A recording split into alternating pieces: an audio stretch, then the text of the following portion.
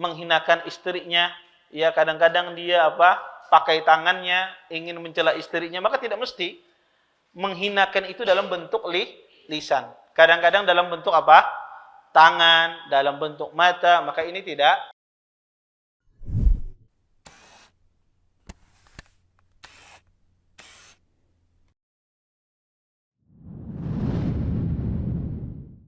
Assalamualaikum warahmatullahi wabarakatuh. Innal hamdalillah nahmaduhu wa nasta'inuhu wa nastaghfiruh wa na'udzu billahi min shururi anfusina wa min sayyiati a'malina. May yahdihillahu fala mudilla lahu wa may yudlil fala hadiya lahu. Asyhadu an la ilaha illallah wahdahu la syarika lahu wa asyhadu anna Muhammadan abduhu wa rasuluh. فإن أصدق الحديث كتاب الله وخير الهدي هدي محمد صلى الله عليه وسلم شر الأمور محدثاتها وكل محدثة في الدين بدعة وكل بدعة ضلالة وكل ضلالة في النار أما بعد. Bapak-bapak, ibu-ibu, ikhwan dan akhwat yang senantiasa dimuliakan oleh Allah Subhanahu wa taala. Alhamdulillah, segala puji bagi Allah Subhanahu wa taala dengan limpahan nikmat yang begitu besar. Di antaranya nikmat iman, nikmat Islam, nikmat kesehatan, sehingga kita dimudahkan oleh Allah Subhanahu wa taala untuk melangkahkan kaki kita di tempat yang mulia ini. Mudah-mudahan apa yang kita cari, apa yang kita tuntut pada malam hari ini mendatangkan berkah dari Allah Subhanahu wa taala dan kita dapat mengambil manfaat dari apa yang akan disampaikan nantinya. Bapak, Ibu, ikhwan dan akhwat yang dimuliakan oleh Allah Subhanahu wa taala, kita lanjutkan kajian kita tentang fikih keluarga, yaitu kita masuk pada hadis tentang masalah memberikan nafkah kepada budak. Wa an Abi Hurairah radhiyallahu taala anhu qala Rasulullah sallallahu alaihi wasallam lil mamluki ta'amuhu wa kiswatuhu wa la yukallafu min al-amali illa ma yutiq. Rawahu Muslim. Dari Abu Hurairah radhiyallahu taala anhu, beliau berkata, sesungguhnya Rasulullah SAW bersabda, budak hamba sahaya wajib diberikan sandang dan pangan untuknya, dan janganlah dia diberikan pekerjaan yang tidak sanggup dia kerjakan. Hadis ini dikeluarkan oleh Imam Muslim.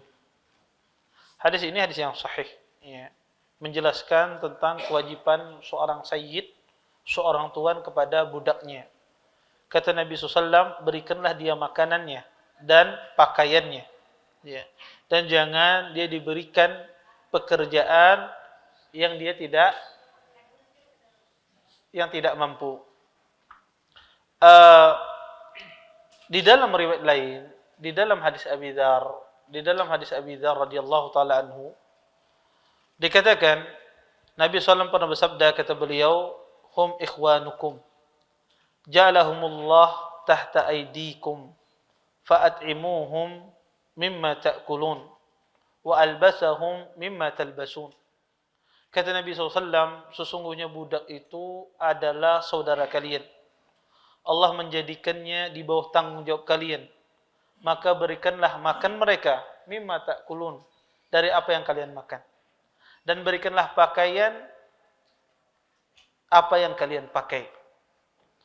Dua hadis ini menjelaskan kepada kita tentang wajibnya seorang tuan, seorang majikan memberikan nafkah kepada budaknya berupa makanan dan minuman. Dan tidak mengharuskan seorang tuan atau majikan tersebut memberikan makan seperti yang dia makan, tidak harus. Dan juga tidak harus dia memberikan pakaian seperti apa yang dia pakai. Tetapi kalau seandainya dia memberikan makanan dan minuman di bawah itu, dia misalnya makan nasi, lauknya lauk ayam, kemudian budaknya dia berikan nasi, lauknya tempe misalnya, apakah dia berdosa? Tidak berdosa. Ya, yang penting dia memberikan makanan.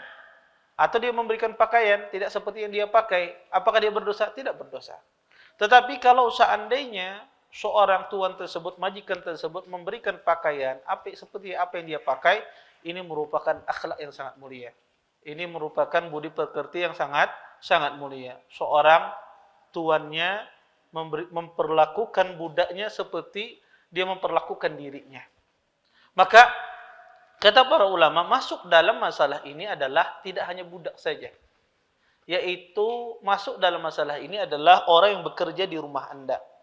Seorang khadim, seorang pembantu, ya, yang bekerja, yang hidup di dalam rumah Anda. Karena ada pembantu itu kadang-kadang dia bolak-balik. Ya. Kadang-kadang ada dia yang dari sejak dulu itu netapnya di rumah Anda. Ya, tinggal di dalam rumah Anda. Maka ini juga di antara akhlak yang mulia, seorang yang memiliki anak buah atau pembantu dalam rumahnya, dia memberikan makanan apa yang dia makan. Dan dia memberikan pakaian seperti apa yang dia pakai. Walaupun ini bukan sebuah kewajiban. Tetapi kalau dia memberikan demikian, maka ini merupakan akhlak yang sangat mulia. Kemudian kata Nabi SAW, وَلَا يُكَلَّفْ مِنَ الْأَمَلِ إِلَّا مَا يُطِيقُ. Janganlah seseorang membani budaknya dari sebuah amalan yang dia tidak sanggup untuk mengerjakannya. Seperti dia disuruh bekerja selama 24 jam, tidak ada istirahatnya. Maka ini tidak boleh. Haram hukumnya. Sama seperti itu pula kita memperkerjakan orang, ya, anak buah kita, ya, kita memperkerjakan dia terhadap pekerjaan yang tidak dia sanggup. Maka ini juga tidak boleh. Karena ini kita berbuat zalim kepada seorang muslim, ya, karena kita membebani dia pekerjaan melebihi dari apa yang dia bisa lakukan. Ya, maka kata Nabi SAW, dan janganlah seseorang yang membebani seseorang pekerjaan dari apa yang dia tidak sanggup. Seorang kuli misalnya, ya, Anda bebani, dia bisa mengangkatnya, ya, 100 kilo, Anda bebani mengangkat 300 kilo misalnya.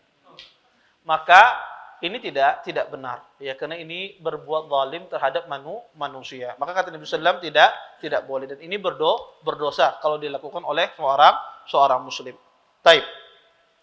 Kita lanjutkan hadis berikutnya.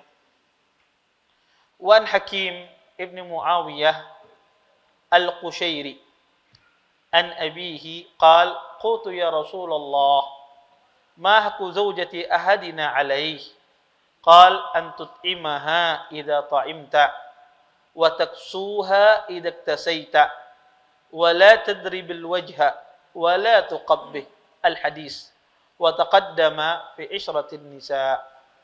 Dari Hakim bin Muawiyah radhiyallahu taala anhu, dari ayahnya, beliau mengatakan, aku bertanya, wahai Rasulullah, apakah hak seorang istri atas kami?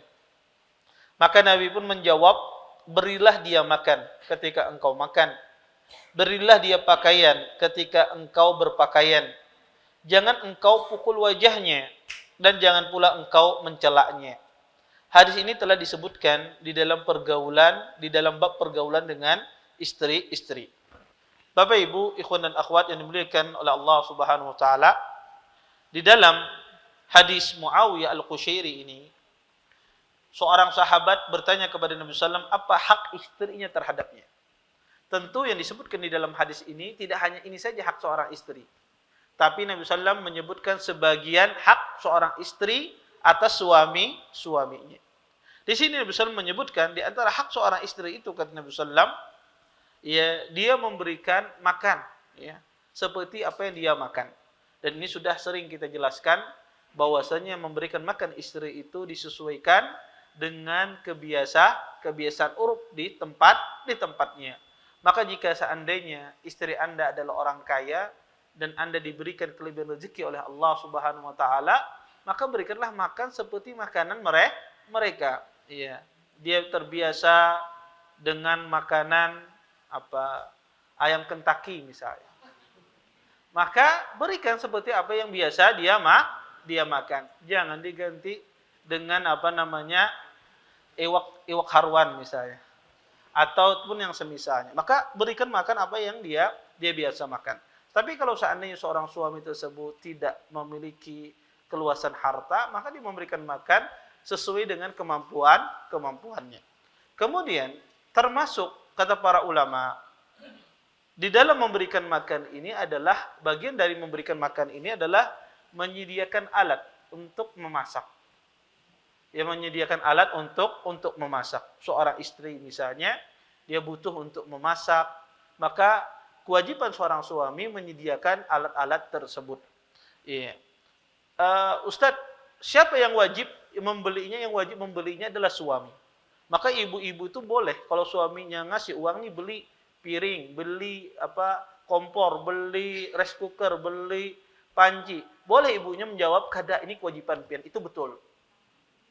Itu kewajiban seorang suami. Boleh sidin menolak. Karena bukan haknya seorang istri membeli panci, kompor dan semisalnya. Kulkas dan semisalnya. Tetapi wayah ini terbalik, binian berabut hendak membeli itu. Iya. Bahkan kadang-kadang hamuk ya bini-bini kalau kada dibawa membeli. Ya, kenapa beli kompor kada bagus misalnya. Iya. Padahal sebetulnya itu kewajiban seorang suami yang membelikan. Maka kalau ada ummahat yang mengatakan ini bukan kewajiban saya membeli alat-alat dapur dan pisau, dan itu kewajiban seorang pria. Wajib pria yang membelikannya. Karena itu hak dari seorang istri yang harus dipenuhi oleh seorang pria. Kemudian kata Nabi sallallahu alaihi wasallam, wa taksuha idaktasaita. Dan hendaklah engkau memberikan pakaian, ya. Jika engkau memakai pakaian. Tentu ini juga sudah sering kita jelaskan. Memberikan pakaian ini adalah memberikan pakaian yang menghindarkan dia daripada mudarat. Ketika musim dingin misalnya, seorang istri itu butuh jaket misalnya, harus dibelikan. Kenapa? Karena akan memudaratkan tubuhnya, badannya. Ketika musim panas misalnya, dia butuh baju tipis, dibelikan suaminya bajunya tebal semua misalnya, di rumah kada ada AC, humap panas luar biasa. Maka boleh, harus dia membelikan baju dasar untuk istrinya ketika musim panas misalnya. Maka itu disesuaikan dengan uruf di masyarakat setempat. Taib. Kemudian ini diantara nafkah yang disebutkan oleh Nabi SAW. Tidak disebutkan di sini adalah sakan. Tempat tinggal juga bagian nafkah seorang suami kepada istri. Seorang suami juga harus menyediakan tempat tinggal.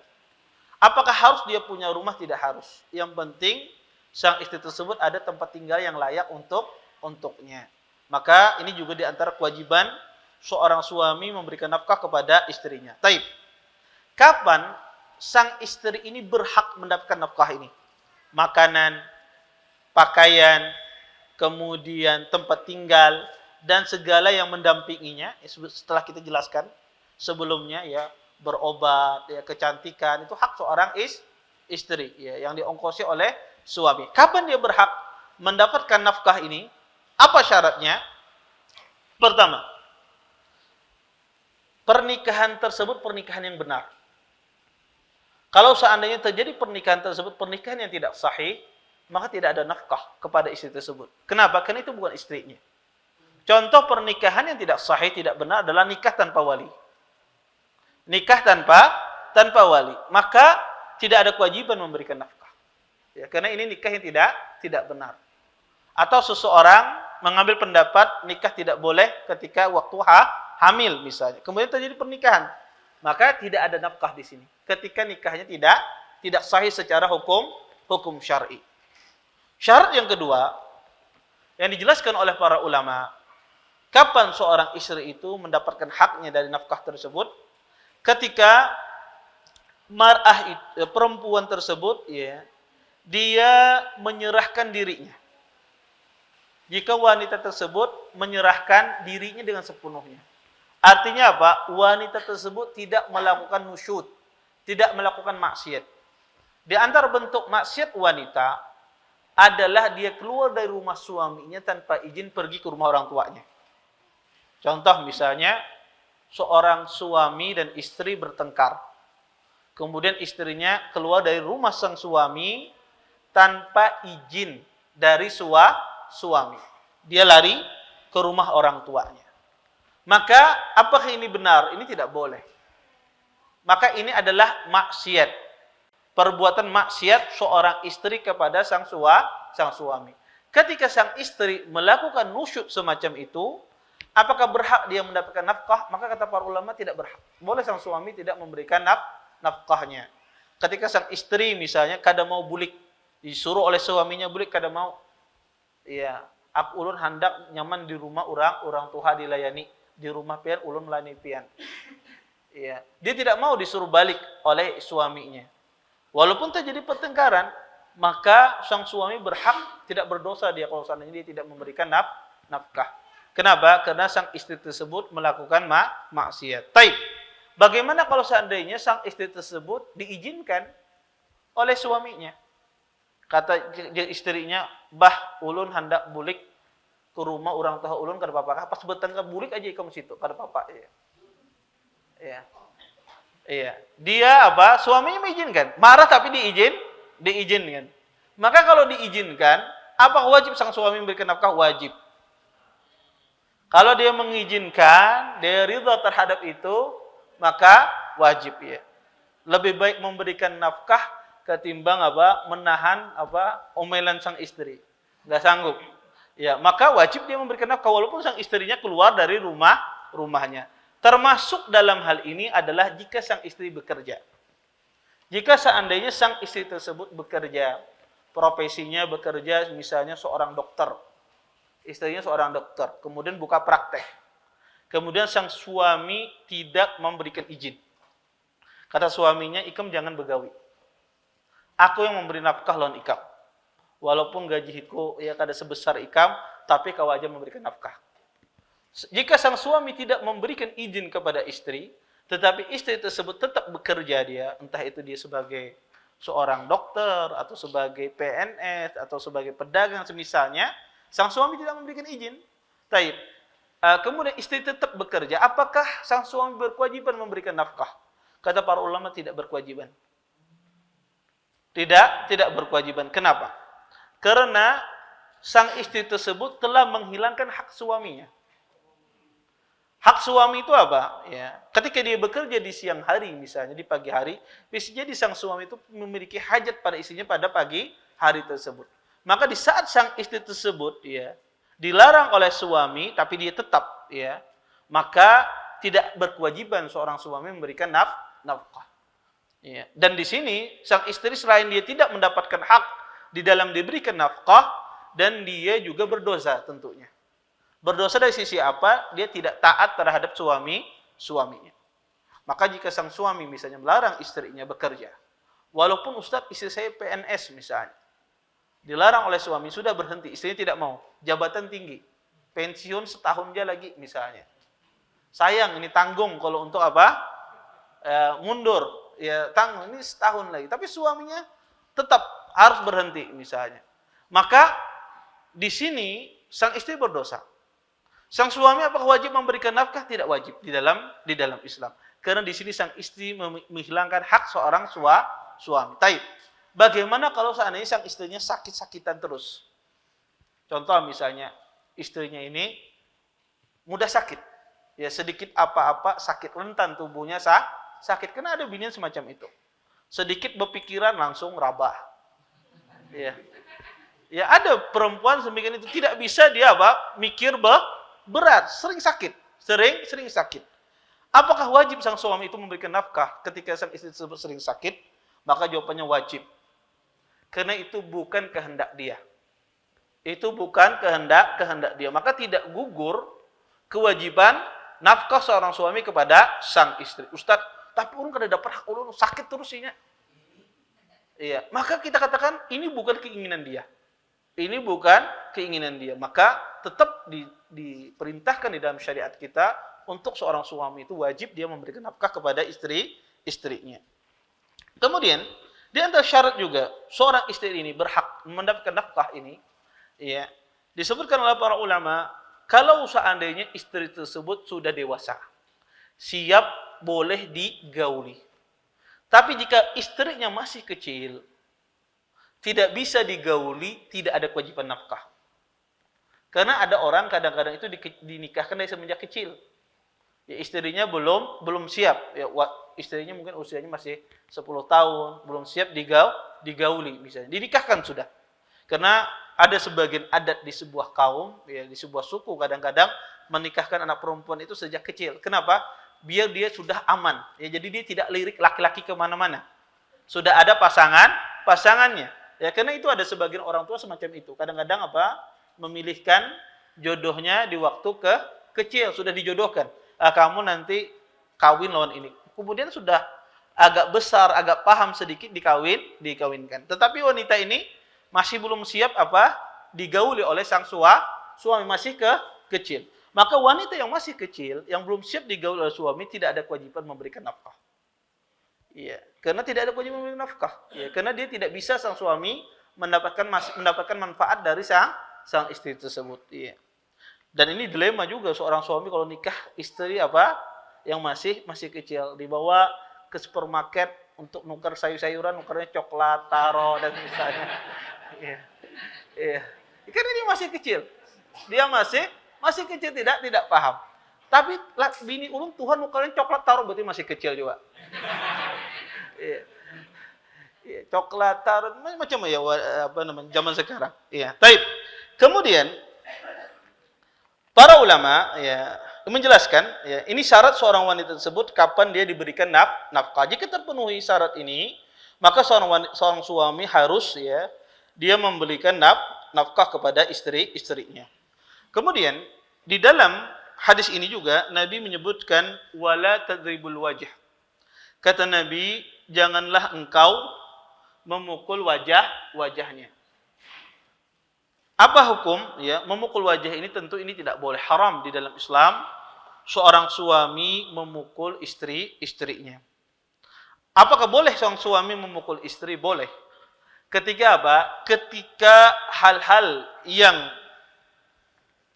diperbolehkan di dalam syariat. Kapan seorang suami boleh memukul istrinya? Ketika istri itu melakukan perbuatan maksiat. Kemudian yang kedua, ketika sang istri tersebut sudah dinasihati. Sudah dinasihati berkali-kali, tetap saja. Kemudian yang ketiga, sudah dinasihati, dihajar. Dihajar ini bahasa Arab, bukan bahasa Indonesia, bahasa Banjar. Dihajar. Dihajar ini adalah diboikot, ya.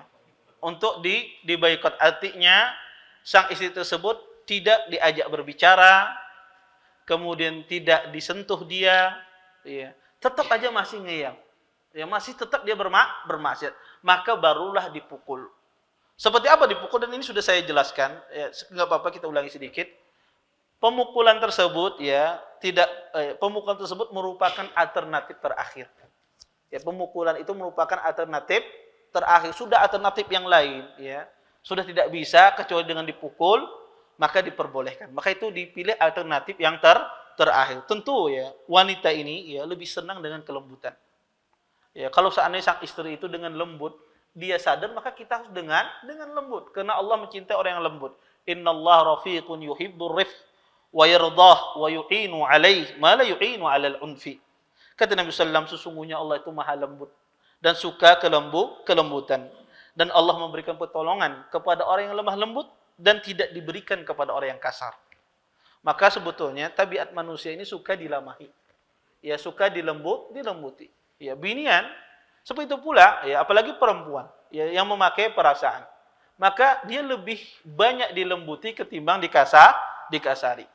Ya, dan seperti itu kalau seandainya sang istri itu bisa dilembuti dengan kita lembut-lembut, dia Ustaz luluh hatinya.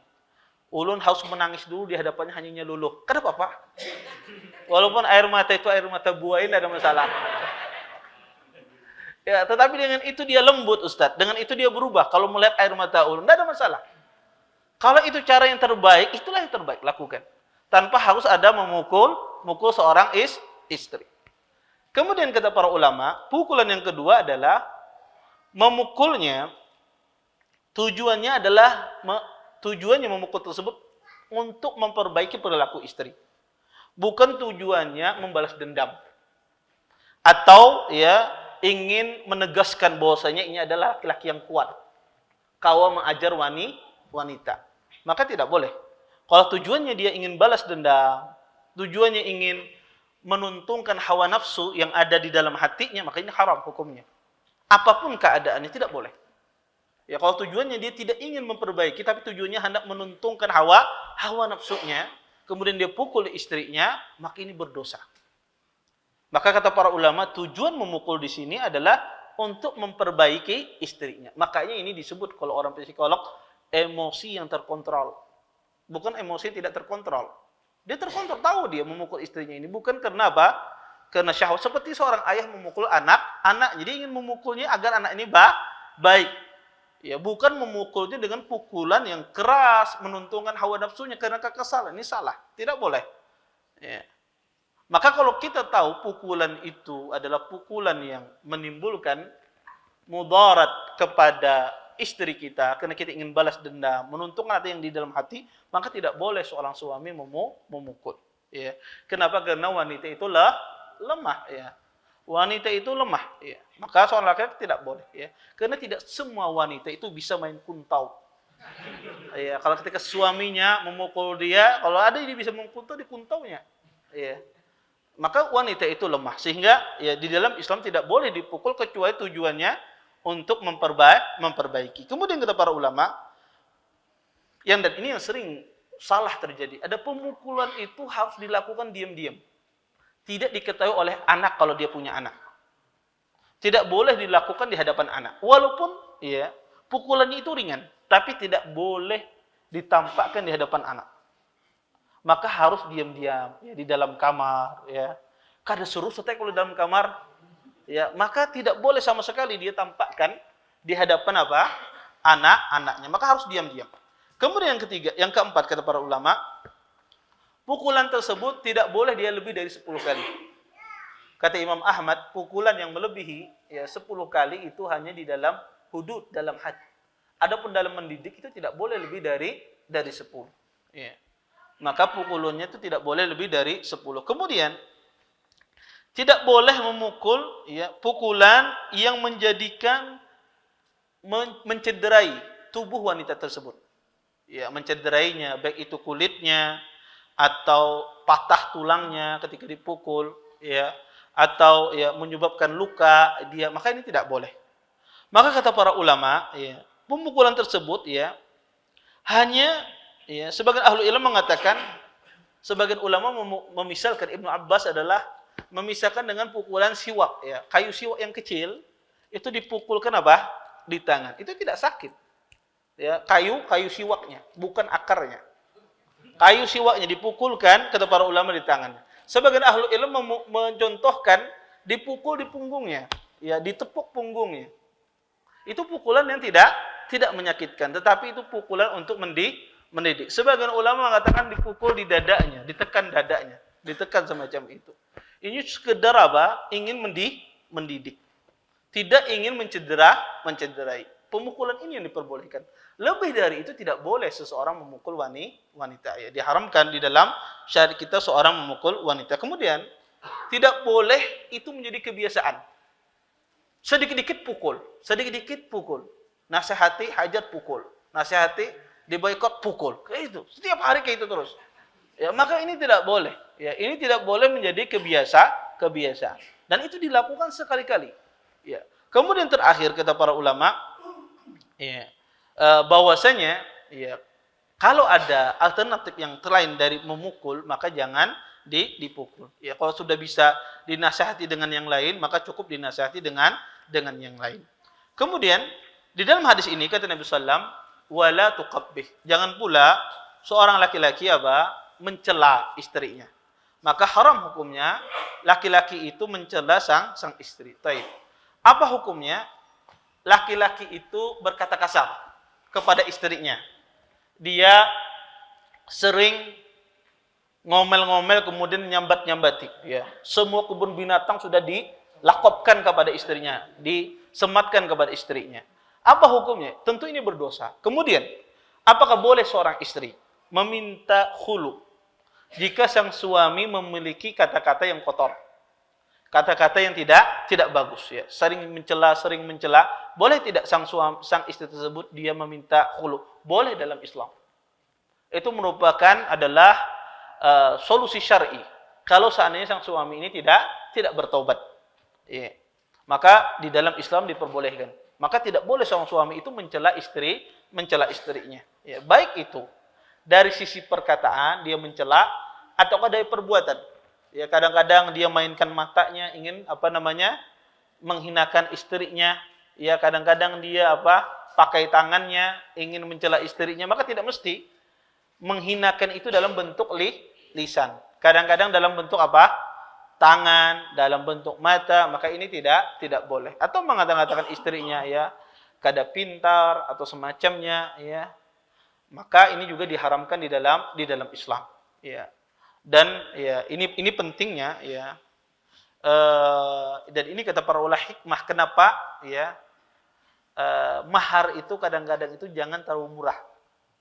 Ya, ini di antara hikmahnya kenapa mahar itu jangan terlalu murah.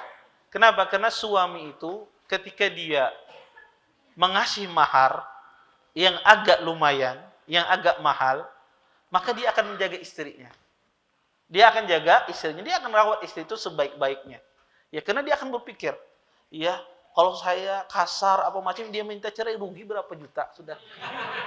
Dia akan berpikir demikian. Iya. Maka dia akan menjaga sang istri tersebut. Makanya pernah cerita ini Syekh Utsaimin rahimahullah taala dan saya dengar langsung di kaset. Iya. Ada seorang orang tua menikahkan anaknya. Ditanya oleh Syekh, berapa maharnya? Orang tua wanita ini baik, masya Allah dia baik. Iya. Dinikahkan dengan 1 real. 1 real ya mungkin saat ini sekitar 4.000 ya atau 3.800 kurang lebih semacam itulah. Kata Syekh, kata Syekh, zid, kata Syekh, tambah.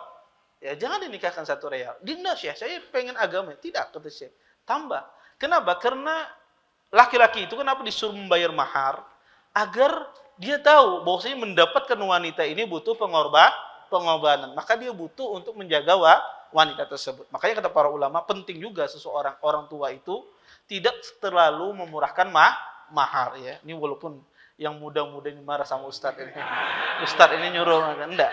Tetapi penting ya, penting orang tua itu juga tidak terlalu memurah-murahkan mahar. Ya emang kecuali emang betul-betul pemuda itu tidak mampu. Maka mahar itu mahar yang standar ya, mahar yang standar.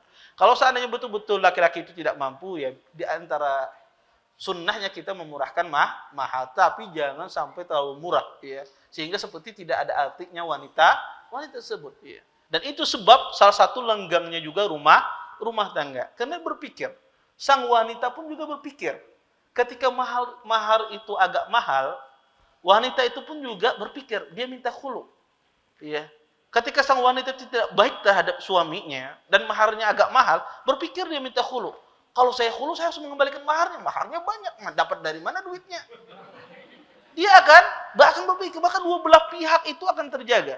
Dan ini hikmah yang luar biasa di dalam syariat Islam. Ya kenapa? Adanya mahar, karena dari dua belah pihak diuntungkan. Laki-laki dia akan berpikir mentalak istrinya 1000 kali. Wanita pun juga demikian ketika dia meminta khulu. Jangan Ustaz, wanitanya orang sugih, hatta orang sugih itu berhitung juga. Ya. Bahkan hitungannya lebih dahsyat daripada kita. Ya. Jangan kira orang sugih kada berhitung. Ya, hitungannya lebih dahsyat daripada kita. Maka ini hikmah disyariatkan mahar tersebut. Maka di dalam hadis ini ya tidak boleh kata Nabi sallam ya seorang wanita itu dicela.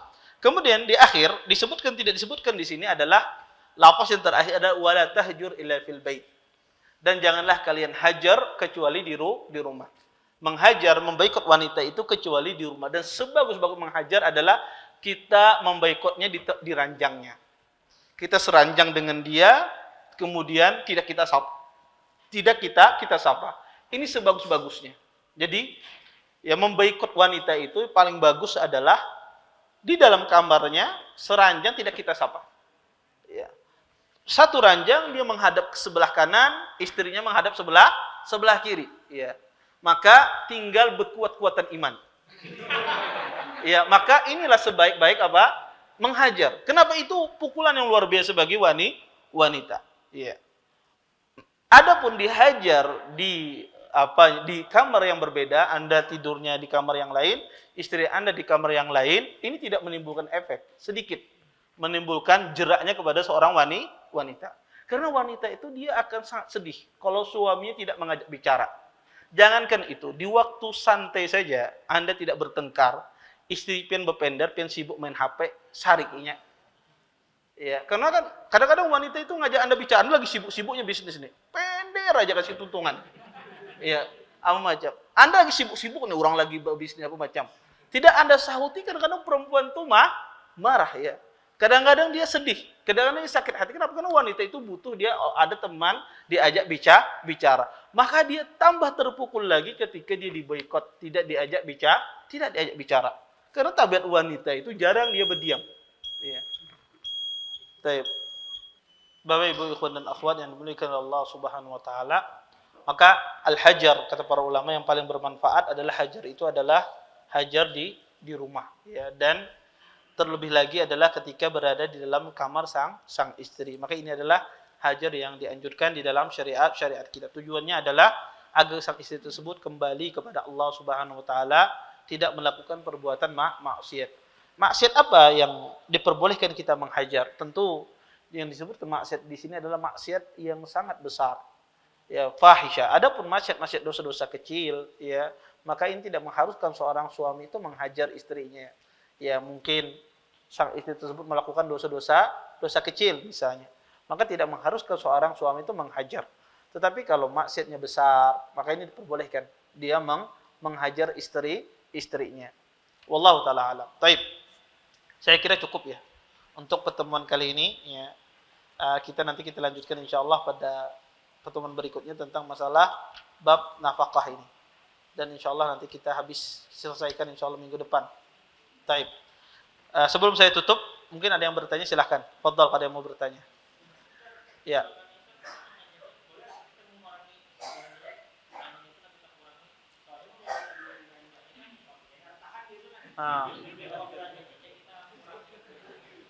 Kada boleh. Kata istri hajar aja situ, yang penting uang belanja tetap jalan. Maka uang belanja itu harus tetap, itu haknya dia. Haknya dia, tidak boleh kita kurangi. Ya, itu haknya dia. Maka sebesar apapun sang istri tersebut, itu haknya dia. Kecuali tadi dia melakukan nusyud. Dia melakukan maksiat besar. Kalau dia melakukan maksiat besar, lari dari rumah, maka boleh Anda tidak memberikan nafkah karena haknya Anda tidak terpenuhi. Tapi kalau dia masih dalam rumah Anda, kemudian dia melakukan dosa besar, misalnya, ya meninggalkan sholat atau ada sembahyang misalnya, apakah tetap diberikan nafkah? Tetap dia diberikan nafkah. Tapi kalau dia kabur dari rumah, tidak izin Anda, maka tidak ada kewajiban memberikan nafkah di sini. Maka selama dia masih di rumah, maka wajib Anda memberikan nafkah. Wallahu taala alam. Baik. Ini ada pertanyaan, Ustadz, setelah khulu dijatuhkan oleh pengadilan, apakah bisa rujuk kembali? Dan apakah hukumnya mereka selalu bertemu dan berduaan? Pertama, khulu itu kalau sudah dijatuhkan, apakah boleh rujuk? Boleh rujuk selama talaknya masih talak satu. Maka dia boleh rujuk. Boleh rujuk, tetapi dengan akad baru. Seperti kayak bernikah bahasa. Seperti kayak nikah bahasa, ada maharnya, ada saksinya, ada walinya, seperti nikah awal. Maka boleh dia rujuk, tetapi dengan akad baru, dengan mahar yang baru, ya, pakai wali, pakai saksi, ya, dengan lafaz nikah. Kemudian kapan dia boleh melakukan nikah ini? Boleh dilakukan di waktu iddahnya, boleh. Walaupun selama masih iddah, boleh Anda khulu. Tentunya ini dengan ridhonya sang istri. Ini beda khulu dengan talak. Kalau talak itu selama masih masa iddah, sang suami punya kekuasaan penuh. Ya. Kata suami, saya mau rujuk sama kamu. Kata bini, aku kada kuat lagi, tetap rujuk sama suaminya. Nggak bisa menolak. Selama masih masa iddah. Maka sang suami punya hak penuh terhadap istrinya selama sang istri itu masa iddah. Kalau talak, ya, maka ditalak satu, ditalak dua, selama masih masa iddah, sang suami punya hak penuh. Sang istri kada boleh menolak, ya. Ataupun ayahnya misalnya, kada boleh, kamu sudah mentalak, kata suami, aku kan uluan ndak rujuk anak pian kada kawa. Boleh dalam syariat. Ya, maka itu jadi rujuk. Walaupun abahnya melarang, walaupun sang wanita itu menolak, tidak bisa. Maka sang suami punya kekuatan penuh ketika ditalak masih dalam masa iddah. Tetapi khulu beda.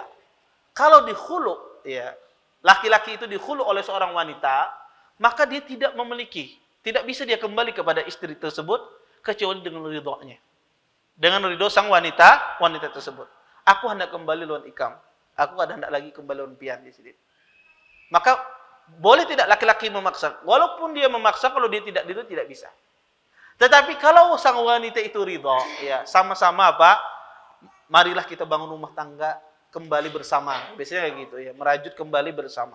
Yang lalu sudahlah berlalu, misalnya kayak gitu.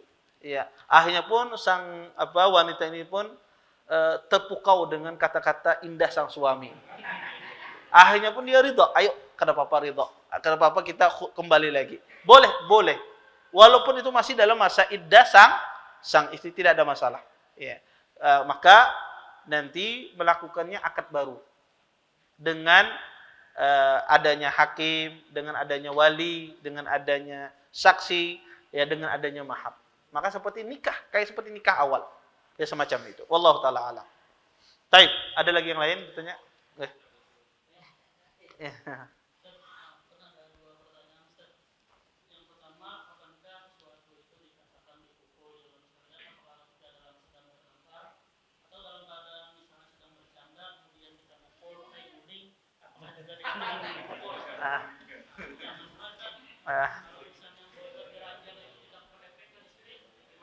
Iya. Jazakumullah khair atas pertanyaannya. Apakah ini maksud memukul di sini? Apakah ketika memukul dengan guling lagi main-main istri itu disebut memukul? Tidak. Itu menggombali namanya. Maka itu bukan memukul, tapi itu menggombali. Yang maksud memukul ini adalah dia lagi dalam kondisi melakukan perbuatan yang salah, keliru, kemudian antum ingin betulkan, ingin antum dididik. Ini disebutnya memukul. Walaupun memukulnya dengan guling, Ustaz, saya untuk mendidiknya kan ada masalah. Dalam rangka untuk mendidik dia. Tapi kalau dalam bercanda-candaan lempar guling, ya lempar bantal, ya yang penting ada lempar piring aja. Maka ini tidak ada masalah. Ini tidak mengapa. Allah taala alam. Kemudian yang kedua tentang apa tadi pertanyaannya? Yang kedua, kalau seandainya tidak berefek, hajar itu tidak berefek, barulah tadi dengan pukulan. Pukulan itu terakhir. Dengan pukulan tidak berefek pula, maka dilihat mana yang lebih baik, pantas bagi wanita ini. Dipertahankan ataukah seorang menceraikannya. Maka sang suami menimbang maslahat. Mana maslahatnya lebih besar, mana mudaratnya lebih besar.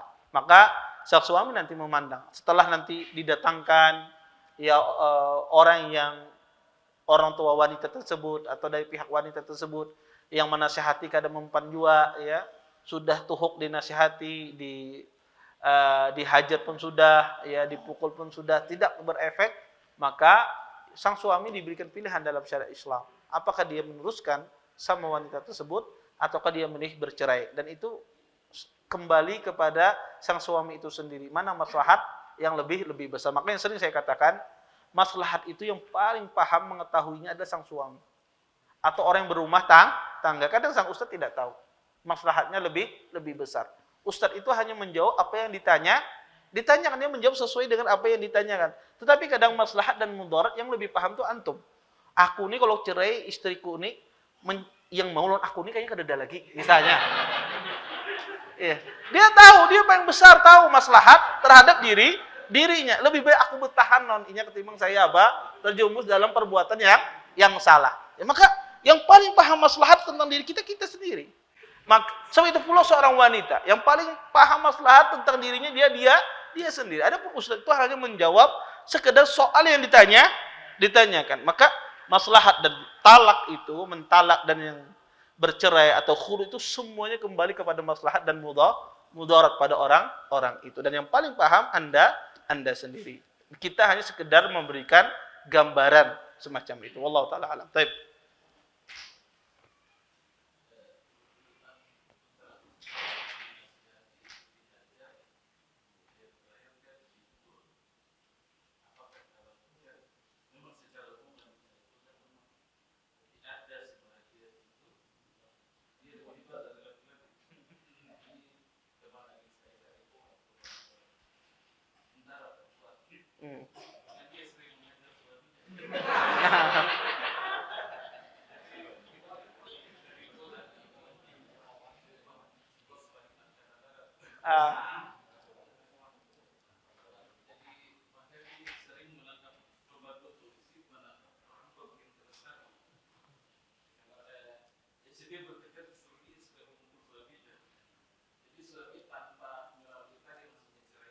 Oh.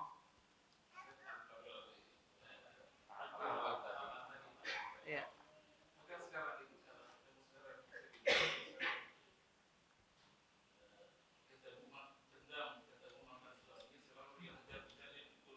Oh.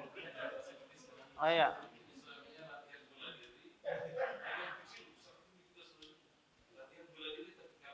Ah.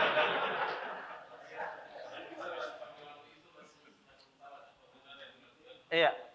Iya, jazakallah khair apa macam. Ya harus mentalak itu, selamat dia harus pergi dari wanita itu.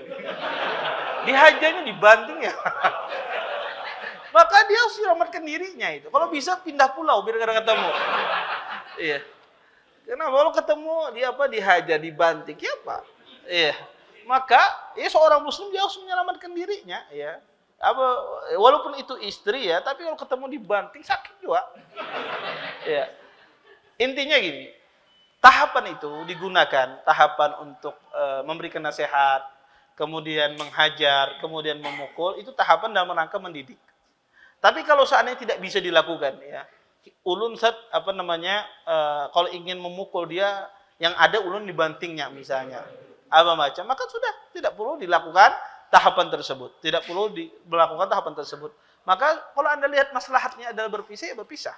Ya, berpisah. Maka tidak mesti tahapan itu dilakukan kalau tidak bisa dikerjakan. Tahapan itu dilakukan kalau bisa dikerjakan. Contoh misalnya, ingin menghajar dia di rumah, orangnya kabur ya, Pak. Orangnya kabur keluar dari rumah kita dipanggil kada mau. Ya, abahnya melawankan, abahnya mantan preman, kedua nih pendatang. Iya. Maka datang dipanggil ke rumah kada mau istrinya. Tidak bisa apa-apa lagi, menghajar tidak bisa. Maka tahapan yang terakhir, memukul juga tidak bisa di dalam rumahnya. Maka tahapan terakhir adalah seorang bercerai kalau dia melihat perceraian itu lebih baik. Maka tahapan itu dilakukan kalau bisa diterapkan. Kalau tidak bisa diterapkan, maka ada pilihan bagi laki-laki itu untuk menceraikan. Wallahu taala alam. Taib.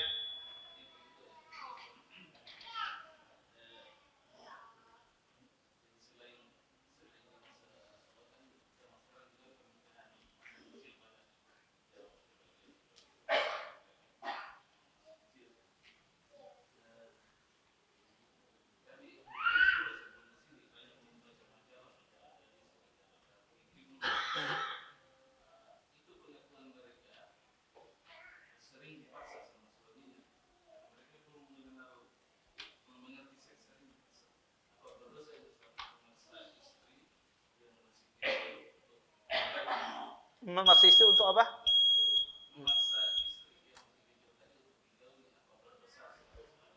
Iya. Pertama, jika seandainya dia belum siap, ya, karena ada wanita itu masih kecil, tidak siap untuk digauli, tidak boleh, karena itu berbuat zalim. Berbuat zalim kalau seandainya dia tidak bisa digauli. Maka itu tidak boleh.